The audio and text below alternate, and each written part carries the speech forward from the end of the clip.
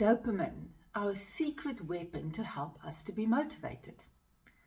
Now it is interesting, or should I say ironic, that things that help us to increase our dopamine is also the things that is difficult to do. For example, to exercise regularly. Exercising stimulates the dopamine in your brain, which helps with attention, concentration, energy, drive, motivation, joy, libido, and a general sense of well-being. But why is motivation so important? Well, if we're motivated, we can actually follow through on changing our bad habits, on following an exercise routine, or help employees to buy in and keep to a change management process. But what is the mindset that we need to be motivated?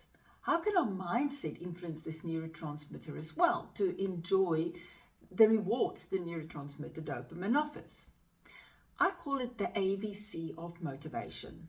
The AVC stands for autonomy, value, and competence.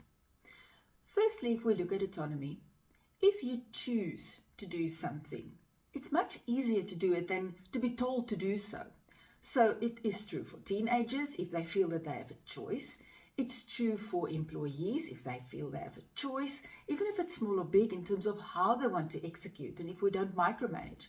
But for ourselves, if you feel I choose my type of exercise, I'm not going to follow a prescriptive routine, that autonomy helps with motivation.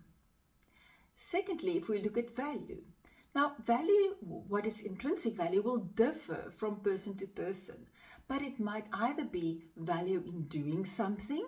For example, I will get better at it, or there is an outcome I want to achieve, I will be healthier, or it's worthwhile sharing. For example, I enjoy doing it with someone, or the knowledge that I achieve is nice to share with someone. I learned something interesting today, or I got an interesting tip today.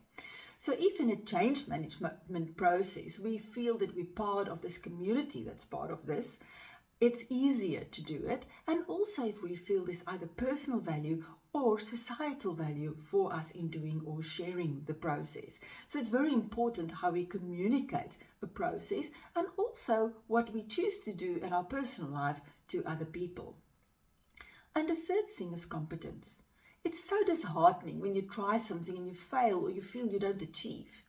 Now, if we break down any process into small steps or small targets or small goals, every time you succeed, every time you reach that goal, you stimulate dopamine.